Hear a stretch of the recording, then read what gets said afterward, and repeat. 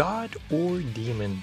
That was a question posed to Mazinger Z protagonist Koji Kabuto about what he could potentially become should he harness the power of the iconic robot. Many decades after the original manga and anime series finished its run, the question is raised once more as Koji finds himself face to face with the unfathomable and near limitless powers of the Majin, a reference to the line of powerful robots or entities that include Mazinger Z and Great Mazinger. It shows a fine line between being a protector or a destroyer, as power by itself is portrayed as being amoral. Instead, its purpose is decided by whomever wields it, which is colored by that person's own values, convictions, and worldview. I mean, even the name Mazinger is a play on this very concept, as it's inspired by the character Ma for demon and Jin for god. For all its haughty proclamations about power and the ability to reshape the entire universe, however, the new Mazinger Z Infinity movie boils down to the simple things in life. In a world filled with larger-than-life figures, heroes, and robots, it's the ordinary that proves to be the extraordinary in the end. I say that given my perspective as a person who religiously watched the original Mazinger Z cartoon as a child in the Philippines, and also as one of many such kids who have since grown up. The kid in me definitely loves the high-octane action, which is likely what many younger watchers will gravitate to. But the older and hopefully wiser adult in me was pleasantly surprised by the movie's narrative, which definitely touches on the same priorities and concerns many people face as they take that step from unbridled youth to pragmatic adulthood. The story anchoring Mazinger Z Infinity is not a convoluted one, and thank goodness for that. Oftentimes, anime movies tend to overthink themselves and aim for grand, complicated plots to seemingly justify their movie budgets. Sometimes going for an intricately woven story works in spectacular fashion, as is the case with Your Name, which is easily one of the best anime I've seen, period. I absolutely love that movie and heartily recommend it to anyone who has not seen it. More often than not, however, ambitious movie plots end up being a convoluted psychobabble of a mess that is obviously trying too hard to be acknowledged as more serious fare.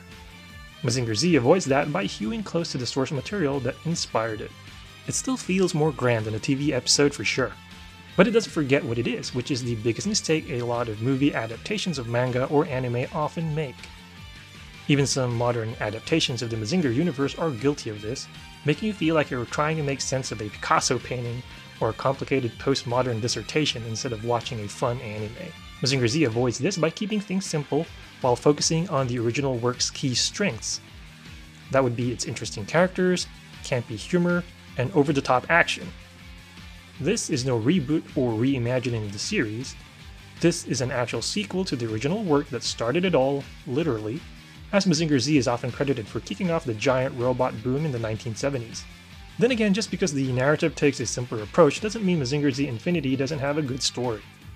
Heck, the last thing I expected was to have a Mazinger Z movie almost make me cry, which this darned film was close to doing a few times. I mean, I can see crying while watching Iron Giant, which literally made me shed tears. Like, man, tears. But I did not expect Mazinger freaking Z to almost make me want to cry. A big part of it was seeing characters I know and love grow up and reach meaningful milestones in their lives. Many times I'll watch a modern continuation of a show from my childhood, and the protagonists end up being failures or disillusioned shells of their former selves, seemingly wiping out past bonds with friends and family, or all the good that they've ever done. Well, either that or they're reinterpreted to become more modern and edgy to attract a younger audience, or conform to the wants and desires of whatever focus groups determined to be the theoretical cool kids of the current era. The good news is that Mazinger Z Infinity's characters are the same ones that we all know and love from the classic series. Yes, they might be a bit older and maybe more mature, but these are the same folks that I spent many afternoons with after school and enjoyed watching as a kid. As memories of those days started flooding back throughout the course of the movie, it made me appreciate how the movie brings these familiar characters I grew up with back to life once more. It's like seeing family members growing up, adding an extra bit of meaning to the more touching scenes that are sprinkled into the movie, which otherwise might not be as meaningful to viewers without a past connection to the source material. Koji, while more mature and laid back, can still be the same goofball and hot-blooded protagonist I remember when the occasion calls for it. Sayaka, while shouldering a lot more responsibility, is still the same spunky girl who fans know and love. Then you have characters like Tetsuya and Jun who add some poignant scenes of their own into the story as they take the next big step in their lives. Meanwhile, Boss and his crew, as well as the series' oddball scientists, haven't skipped a beat in the comedy department. They also continue to be the best wingmen you could ask for in a pinch. Then you have Koji's younger brother Shiro, who's now a young man and actually reminds me a bit of a younger Koji. Seeing all these people and the progress they have made through the years reminds me of seeing my own family members grow up and go to college, maybe start their own families. It's one reason that I found it interesting how the people who worked on the movie were once kids who grew up reading or watching Mazinger Z creator Go Nagai's original work. Maybe that's why the movie does a great job in tackling the issue of growing up in a way that people such as myself are able to relate to. Set 10 years after the end of the original series, the show's protagonists are now dealing with the same issues we all do as we get older and gain a new set of priorities in life.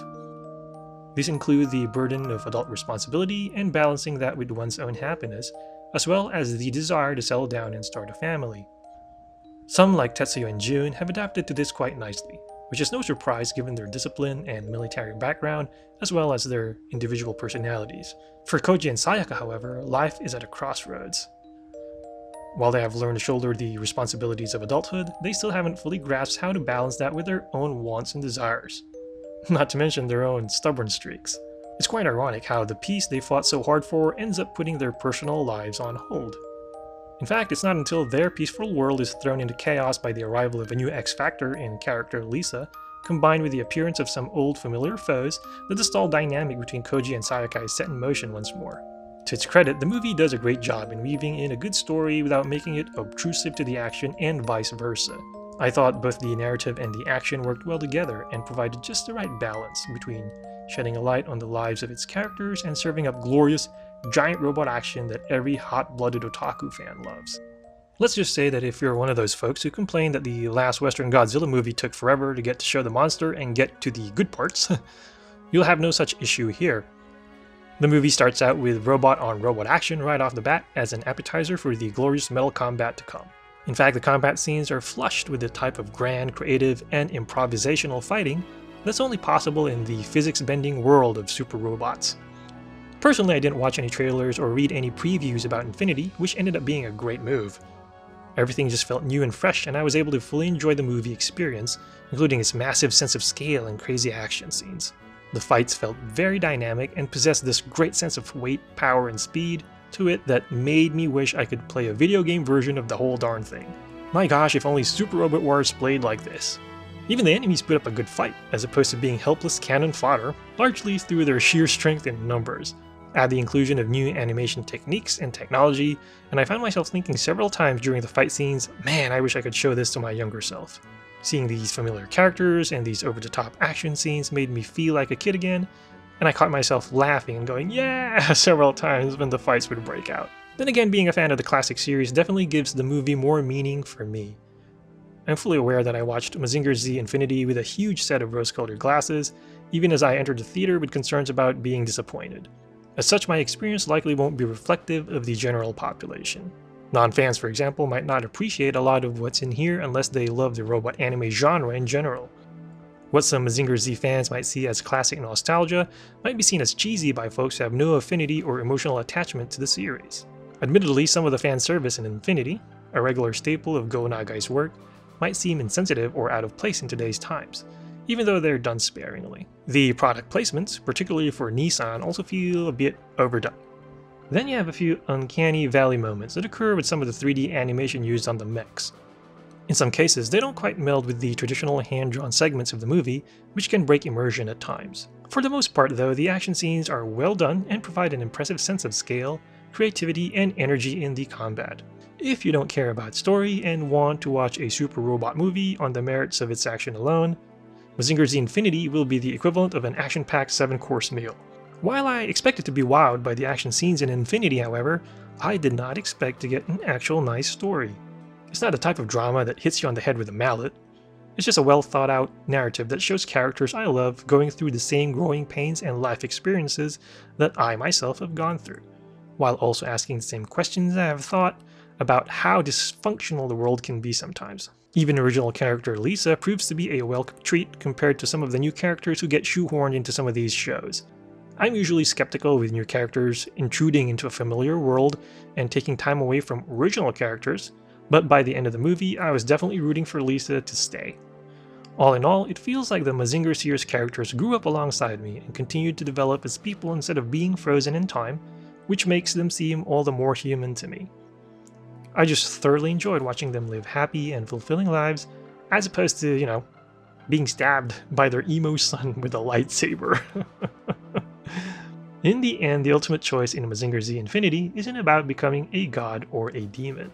It's about choosing to be human, along with the simple yet incredibly meaningful pleasures that come with that. The world certainly isn't perfect, and never will be, but it's filled with many perfectly good things that give life meaning, and that hits harder than any rocket punch. It's also one more reason that makes Mazinger Z Infinity a must-watch for any series fan, whether they be young or young at heart. As somebody who likes Mazinger Z, I give this 2 thumbs up, or 2 rocket punches up. Now, if you'll excuse me, I have a sudden urge to rewatch Voltus 5 and Daimos for some reason. As always, if you have any thoughts or comments, feel free to leave them in the comment section. Once again, this is Tabiasobi, and thank you for watching.